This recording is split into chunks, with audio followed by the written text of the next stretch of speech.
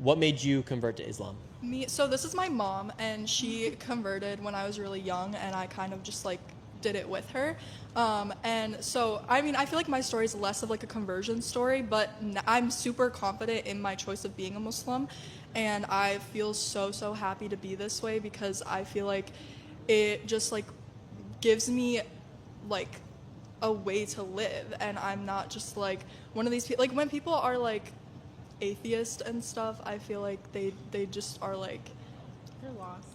Yeah, no, I agree. I don't like atheism either. All of our family is Christian, so like my parents are Christian. Yeah, I want to get like a clear response because I want to make a documentary, and we haven't really spoken to any woman who have converted to Islam. So I'd like to ask you, like, why did you convert to Islam? Why did I convert to Islam? Okay, like you want my actual story? Yeah. All right. Is this gonna be like a famous story? Cause You're live right now. You got about 10,000 people watching. all right. Well, Hi. so when I was 16, I was dating this guy who was 22. His name was Jacob Roth. Yeah, call him out. And he did illegal things for money, and I got pregnant with my daughter. And I was just like living the fast life. I've always been a gold digger. I still am. That's why I like being a Muslim, actually, because women have rights and our men have to provide for us. So anyways, but I'll go back to that. He ended up going to prison, and I was kind of just like on my own. Like, how am I going to pay the bills? I don't want to work for money.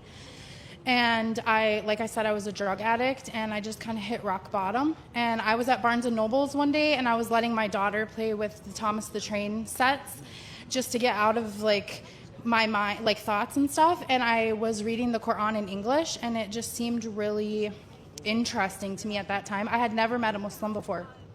I put it back on the shelf, and I went back about my life, went home, got high, like lived my life.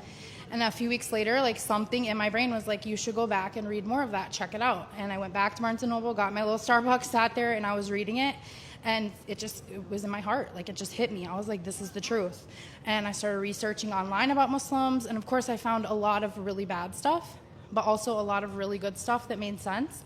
And I decided that I wanted to live the life of a true believer and worship only God. And that's when I made the decision. But I had never met a Muslim. I was scared, actually. Scared to go to a mosque, scared to meet a Muslim. And about 9 months into my conversion, I went to the mosque for the first time, and I saw a woman wearing a niqab. My heart started pounding, and I was like sweating and shaking, and I wanted to leave the mosque because I was like, this lady's gonna kill everybody in here. I stayed, I listened to the message, and it was so peaceful, and I realized that like, these are real people, and they're good people. And it just brought me peace. And since that day, that was 2011.